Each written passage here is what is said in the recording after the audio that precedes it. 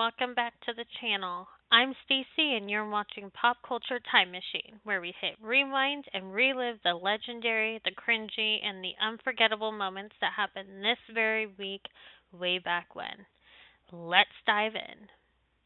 On October 20th, 1977, Leonard Skinner's tragic plane crash had a profound and lasting impact on pop culture, particularly in the realms of rock music, Southern identity, and the mythology of rock and roll tragedy. The band was en route from Greenville, South Carolina to Baton Rouge, Louisiana. The Convair CV-240 ran out of fuel and crashed in Mississippi. Ronnie Van Zant, which was the lead singer, Steve Gaines, which was the guitarist, Cassie Gaines, who was a backup singer, and three others died. Several members were seriously injured. The crash froze Leonard Skinner in time, immortalizing them at the peak of their fame. Songs like Freebird and Sweet Home Alabama took on a deeper, almost mythic quality. The crash placed the band alongside other legendary tragedies in music, for example, Buddy Holly, Otis Redding, later Cobain, and Hendrix. Leonard Skinner wasn't just a band, they were a symbol of Southern pride, rebellion, and working class defiance. The crash was seen by many fans as a blow to Southern cultural identity during a time of major political and cultural shifts in the U.S. Despite the tragedy, Leonard Skinner's music never disappeared. In fact, it gained even more airplay and cultural relevance. The band later reformed in 1987 with surviving members Ronnie Van Zant's younger brother, Johnny Van Zant, taking over vocals. The crash inspired numerous tributes and songs by other artists, for example, Charlie Daniels and Drive-By Truckers. Their story has been told in films like Street Survivors, the true story of the Leonard Skinner plane crash, and various other documentaries. Leonard Skinner's plane crash didn't just end lives, it cemented a legend. The band's music and tragic story became part of the cultural fabric of America, representing both the spirit and cost of rock and roll. Their influence is still felt in music, identity, and the way we remember fallen icons. Dances with Wolves premiered in Washington, D.C. on October 19, 1990, and its cultural and political symbolism, especially premiering in the U.S. Capitol, was deeply significant. The film wasn't just a cinematic achievement, it reshaped Hollywood's portrayal of Native Americans, influenced how Westerns were made, and triggered wider discussions about American history and identity. Choosing Washington, D.C. for the premiere was deliberate and political.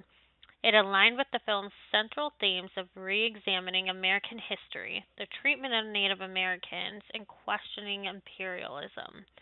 It sent a message to policymakers and cultural leaders. This was more than entertainment, it was a cultural reckoning. One of the major films of Hollywood to portray Native Americans with depth, dignity, and humanity. It flipped the classic Western narrative. Instead of savage versus cowboy, the film centered empathy with the Lakota people. It used the Lakota language extensively with subtitles, a bold move at the time. Before Dances with Wolves, the Western was seen as outdated. Kevin Costner, as director and star, made it epic, emotional, and introspective. It brought the genre back to mainstream attention with modern sensibility and consciousness. The film paved the way for revisionist westerns that dealt with morality, colonization, and race, not just guns and horses. It also influenced filmmakers like Clint Eastwood with his film Unforgiven, which was released in 1992. The film won 7 Academy Awards, including Best Picture, Best Director by Kevin Costner, and Best Adapted Screenplay, and was the first Western to win Best Picture in over 50 years. It also showed that socially conscious films could be blockbusters and gave prestige and ambitious historical epics with big themes and long run times. While praised, the film also faced criticism for the white savior narrative, a white man becoming the hero in a Native story. Some Native critics felt it still centered whiteness despite positive intentions. The film sparked important conversations about who gets to tell Indigenous stories and how they're told, and helped inspire Indigenous filmmakers and actors to claim more space in media. Dances with Wolves premiered in Washington, D.C. It symbolized a national moment of reflection. It was a turning point in pop culture, reshaping the image of Native Americans in film, breathing new life into the Western genre, and showing that mainstream audiences were ready to engage with more honest portrayals of America's past.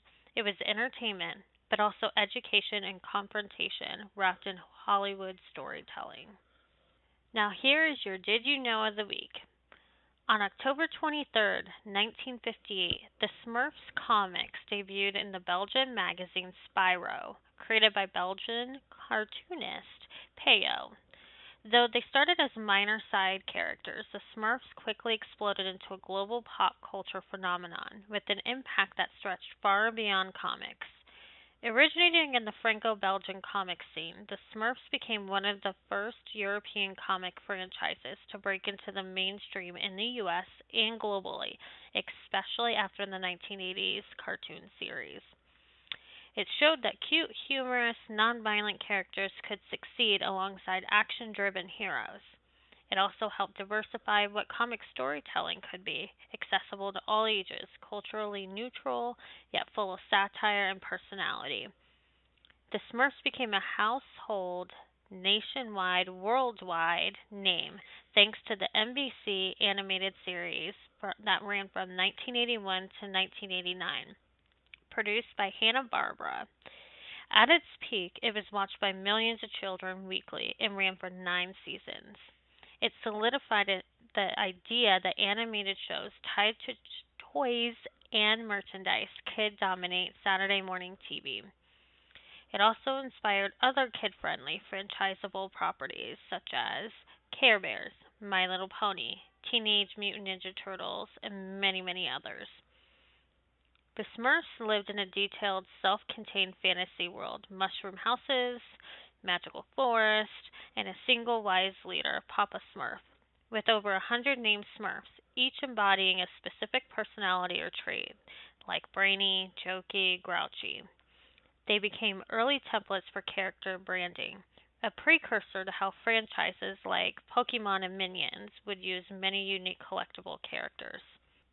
It also fed into color coding characters, a trend seen later in shows like Power Rangers or Teen Titans.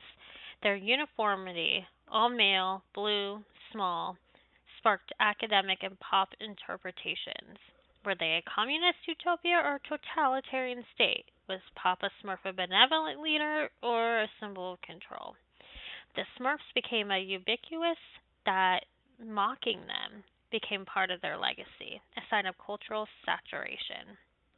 The debut of the Smurfs in 1958 marked the beginning of a global pop culture phenomenon. From humble European comic origins, they evolved into a symbol of wholesome, kid friendly storytelling, a pioneer in cross media merchandising, and a template for character based franchises. Love them or parody them, the Smurfs are a cornerstone of 20th century pop culture, and they're still smurfing strong. And that's a wrap on this week in pop culture history. Which memory hit you the hardest? Let me know in the comments below what you remember from this week. Don't forget to like, subscribe, and hit that bell icon so you never miss a throwback. I'm Stacy, and I'll see you next Thursday, same time, same retro channel.